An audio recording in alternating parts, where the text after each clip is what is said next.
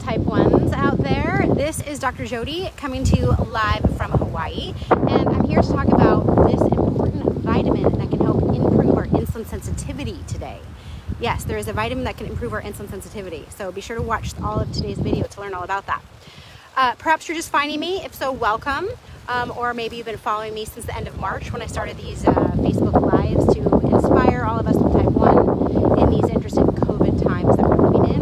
I've been sharing tips and inspiration for how to get good blood sugar levels. This is my, 106th, I think, 106th Facebook Live now. I did the Monday through Friday for 20 weeks, and now I'm doing the Mondays and Wednesdays right around 3 o'clock Pacific, 6 o'clock Eastern, or noon here in Hawaii. So it's midday, and I want to let you know that you should definitely know what your vitamin D level is. Having your vitamin D at the high end of normal can actually improve your insulin sensitivity. So there are many things that we can do to improve our insulin sensitivity. We all don't want to be on too much insulin. Of course, we need insulin. Insulin is not the enemy, but when we're in an excessive amount of insulin, it creates more inflammation and weight gain. So we want to be on an optimal amount of insulin, not too little, right? We have too many highs, and not too much. We have too many lows, and we gain weight and all of that. And things like vitamin D can improve how well your body responds to insulin. So, for example, 1 unit sometimes drops me 100 points, right? That means I'm very sensitive to insulin. If 1 unit is only dropping you 10 points, that means you probably have a lot of insulin resistance. So I want to encourage you that, so for those of you in the Northern Hemisphere, it's September today, and that means we're at the end of summer, which means if you get your vitamin D lab work done, you should be at the highest point of your year right now, because we're at the end of summer. So now is a great time to get this baseline vitamin D tested. You can actually, in the US anyway, get your a home vitamin D kit, and I'm going to put that link a little bit later in the thread below, that you can just order a kit online, that have it sent to you, you poke your finger, and you get a vitamin D test. And also, if you have Quest Labs near you in the US, you can also get and order your own labs, which is super nice, right? If you want your A1C done, if you want to check your thyroid, if you want to check your vitamin D, you can buy the test online and then go to the Quest center and then get your labs done. So, but I wanted to tell you today, as I'm here in the sun, how important vitamin D is. I'm going to go in more on what vitamin D does and the importance of all that on next Monday's Facebook Live. But at the very least, it's going to improve our insulin sensitivity. As I'm sure you all know, it helps absorb calcium from the gut, so it helps keep our bones strong. It also has been linked to a better mood. Low vitamin D can be linked to depression. So one thing I want you to know about, though, is a lot of labs will say a 30 or a 40 vitamin D is in range. And from the studies I've seen, we definitely want it above 50. So you could be 30 and be told you're in range, or 40. But if you want to really get the most value from your vitamin D, I personally recommend to my clients that they are above 50. So of course, talk to your healthcare provider, find out what's a good rate for you, but be sure to get it tested. Now, if you're low, of course, sunshine is a great way to raise your vitamin C. I'm very lucky enough to now be living in Hawaii. I've just been living here since COVID began because I needed somewhere to get stuck. So I decided to get stuck here, and now I think I'm going to stay. So I'm across the street from where I live now at this beautiful beach. I thought I'd share with you some beautiful scenery that I have here. I'm on the big island of Hawaii. As you can see, it's quite gorgeous. I feel very lucky. So although I am in my SPF shirt and my hat, I do obviously spend plenty of time in the sun to get my vitamin D up. My legs are exposed right now, and sometimes I wear short sleeves.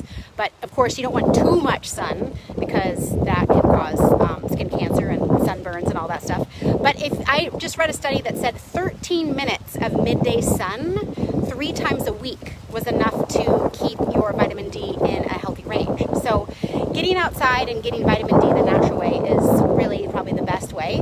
But there are supplements, of course. I recommend getting it first from food, like salmon or sardines, anchovies. I did read a study that said 3 tablespoons of cod liver a day could help you get your vitamin D up.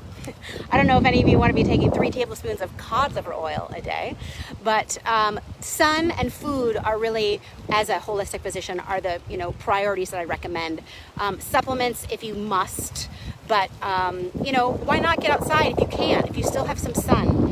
Midday sun is best absorbed, most easily absorbed. Of course, the risk of sunburn is higher, but you don't need the 20 minutes that they say. You only need like 10 or 13 minutes 3 times a week, according to the one study I found today. So I want you to just think about next time you're at the doctor to get your vitamin tested, all right?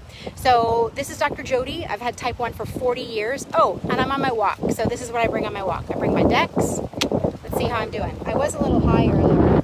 I'm doing better now. You can see that. You can see that. 116. You can't see that. So I always bring my Dex with me on my walks. And then, of course, I have some glucose tabs. Sometimes I bring just 1 unit of insulin in a needle right here.